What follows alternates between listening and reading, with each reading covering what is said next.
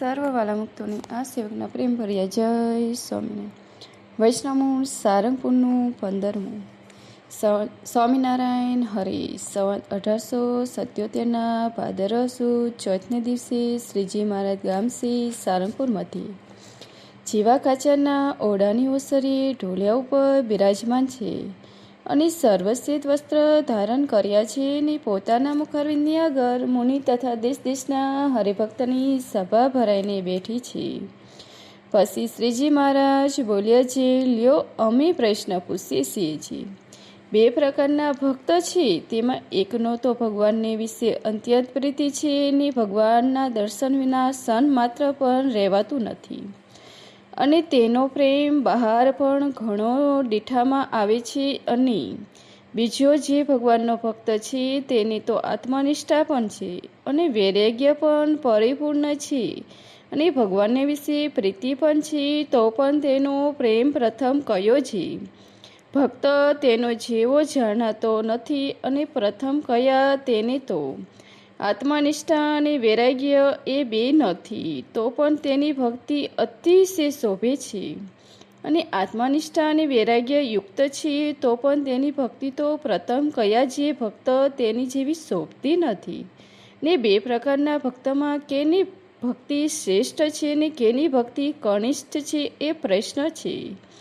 પછી સ્વયંપ્રકાશાનંદ સ્વામી બોલ્યા, જે આત્મનિષ્ઠા અને વૈરાગ્ય નથી તો પણ તેને ભગવાનમાં અતિશય પ્રેમ છે તે સરસ છે. પછી શ્રીજી મહારાજ બોલ્યા, જેને વૈરાગ્ય અને આત્મનિષ્ઠા નથી તેને શ્રેષ્ઠ કહો છો તે શી સમજને કહો છો? કેમ જે એ તો દેહાભિમાની છે, માટે જ્યારે એના દેહને સુખ થાય એવા પંચ વિષયનો ભોગ થશે ત્યારે તેની વિષયમાં પ્રીતિ થઈ જશે. પછી ભગવાનની વિશે એવી પ્રીતિ નહીં રહે, તેને તે શ્રેષ્ઠ કેમ કહો છો? પછી સ્વયંપ્રકાશાનંદ સ્વામી બોલ્યા, જેને વિષયમાં પ્રીતિ થઈ જાય અને અમે પ્રેમ કહેતા નથી, અમે તો ગોપીઓ જેવા પ્રેમ ભક્ત હોય તેને કહીએ છીએ. પછી શ્રીજી મહારાજ બોલ્યા, ગોપીઓ કોઈ ભોર્યું નહોતી, એ તો આત્મનિષ્ઠા અને વૈરાગ્ય યુક્ત હોય તેની સમજણ ઉલ્લંઘી જાય એવી ડાહ્યું હતી.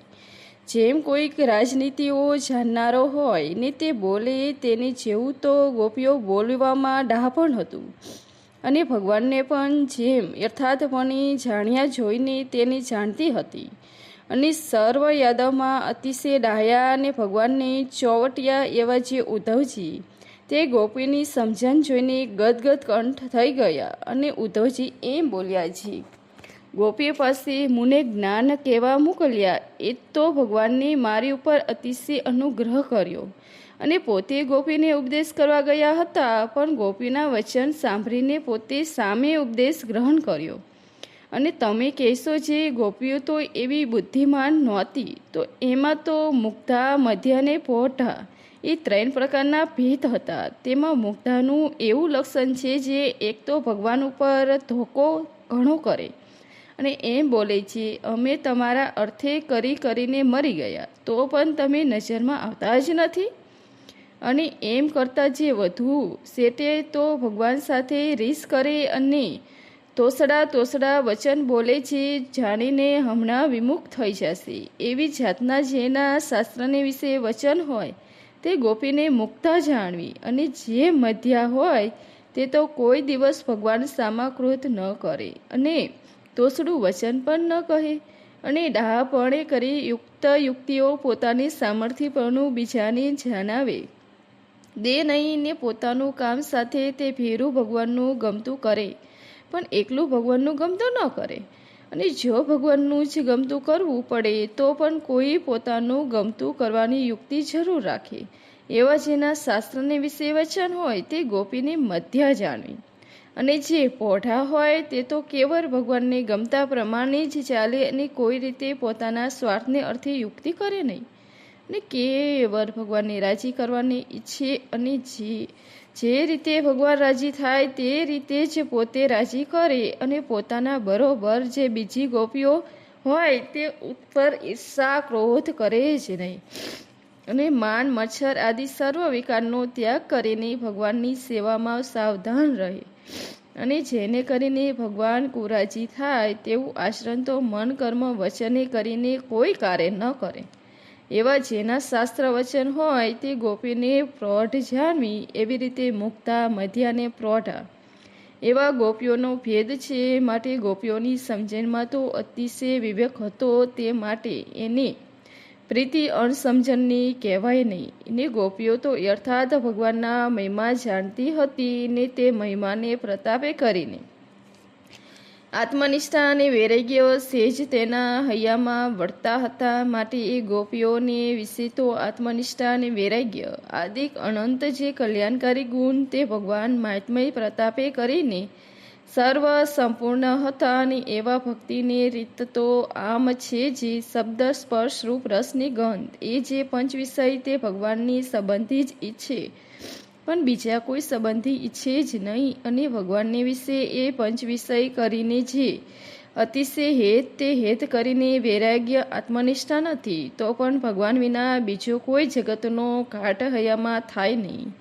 અને જેમ વરસાદ ન વરસ્યો હોય ત્યારે નાના પ્રકારના તૃણના જે બીજ તે પૃથ્વી ઉપર કોઈએ ભાસે નહીં, અને જ્યારે વરસાદ વરસે ત્યારે તેટલા તૃણ ઉગે જે પૃથ્વી જ દેખાય નહીં. તેમ જે આત્મનિષ્ઠા અને વૈરાગ્ય કરીને રહિત છે તેને જો ભગવાન વિના બીજો કોઈ વિષયના ઘાટ જણાતા નથી, તોય પણ જ્યારે એને કુસંગનો યોગ થશે ત્યારે વિષયના ઘાટ થવા લાગશે અને બુદ્ધિ ભ્રષ્ટ થઈ જશે ને પરમેશ્વરની તો હૈયામાં સ્મૃતિ પણ નહીં રહે ને અખંડ વિષયનું ધ્યાન થશે. પછી જે વૈરાગ્ય અને આત્મનિષ્ઠા વિનાનો પ્રેમી તેને એમ પાસશે છે મારે ભગવાનમાં લેશ માત્ર પ્રીતિ નથી. માટે આત્મનિષ્ઠા અને વૈરાગ્ય વિનાનો જે પ્રેમી ભક્ત જાણતો હોય તે તો અતિશય ન્યૂન છે. અને જેની આત્મનિષ્ઠા છે ને વૈરાગ્ય છે ને ભગવાનની પ્રીતિ પણ સાધારણ જેવી છે તે તો એમ જાણે છે મારો જીવાત્માને વિશે જ આ ભગવાનનો મૂર્તિનું અખંડ બિરાજમાન છે. એમ જાણીને ઉપરથી તો ભગવાનની મૂર્તિનું દર્શન સ્પર્શનાદિક વિશે આતુર જેવું નથી જણાતું, તે શાંતાપણા જેવું જણાય, તો પણ એની પ્રીતિમાં મૂળ ઊંડા છે. તે કોઈ કુસંગને યોગ્ય કરીને પણ એની પ્રીતિ ઓછી થાય એવી નહીં. માટે એ ભક્ત શ્રેષ્ઠ છે અને એકાંતિક છે.